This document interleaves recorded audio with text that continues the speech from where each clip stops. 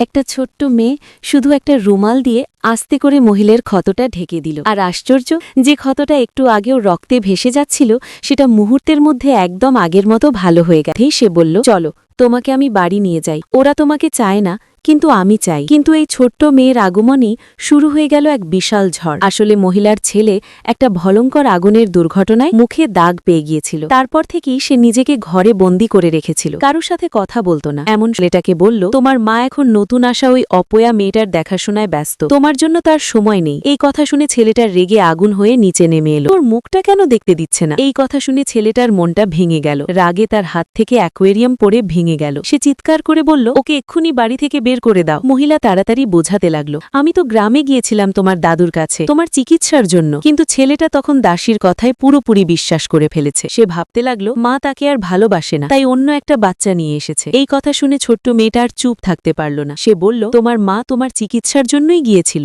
আর তোমার এই ছোট্ট ক্ষত আমি নিজেই সারিয়ে দিতে পারি। এই বলে সে ছেলেটার মুখে হাত দিতে যাচ্ছিল। ঠিক তখনই দাসী তাকে আটকে দিল। কি করছো তুমি? শুনেছি তুমি নাকি মানুষকে অভিশাপ দাও, ছোট সাহেবকে ক্ষতি করবে না তো? মেয়েটা বলল, আন্টি, দাদার মুখটা আমি ঠিক করে দিতে পারি। কিন্তু দাসী কিছুতেই বিশ্বাস করল না। সে ভাবল, এই মেয়েটা শুধু নাটক করছে। সে ছেলেটাকে শক্ত করে ধরে বলল, চলো ওর কাছ থেকে দূরে থাকো। মেয়েটা অনুরোধ করল, দাদা, তোমার মুখটা এক্ষুনি ভালো হয়ে যাবে, আমার উপর বিশ্বাস রাখো। কিন্তু ছেলেটা তাকে ধাক্কা দিয়ে সরিয়ে দিল। যেটা ডাক্তারও ঠিক করতে পারেনি সেটা তুমি পারবে? তুমি শুধু আমাকে নিয়ে হাসতে চাও। মেয়েটা শান্তভাবে বলল, না, তোমার মুখ আগেই ভালো হয়ে গেছে, বিশ্বাস না হলে ব্যান্ডেজ খুলে দেখো। ছেলেটা ধীরে ধীরে ব্যান্ডেজ খুলল, আর তারপর, আমার মুখ, মা, আমার মুখ ঠিক হয়ে গেছে। সে অবাক হয়ে গেল। মেয়েটার কথা একদম সত্যি। এরপর সে আর মেয়েটাকে অপয়া বলল না, বরং বারবার তার কাছে ক্ষমা চাইতে লাগলো। মহিলা খুশিতে ভরে গেল। সে তাড়াতাড়ি তার স্বামীকে ফোন করে বলল, দ্রুত বাড়ি ফিরে এসো। স্বামী ছুটে এলো। ছেলের একদম স্বাভাবিক মুখ দেখে সে আনন্দে কেঁদে ফেলল। সে নিচু হয়ে ছোট্ট মেয়েটাকে বলল, তুমি তো সত্যিই আমাদের জন্য সৌভাগ্য।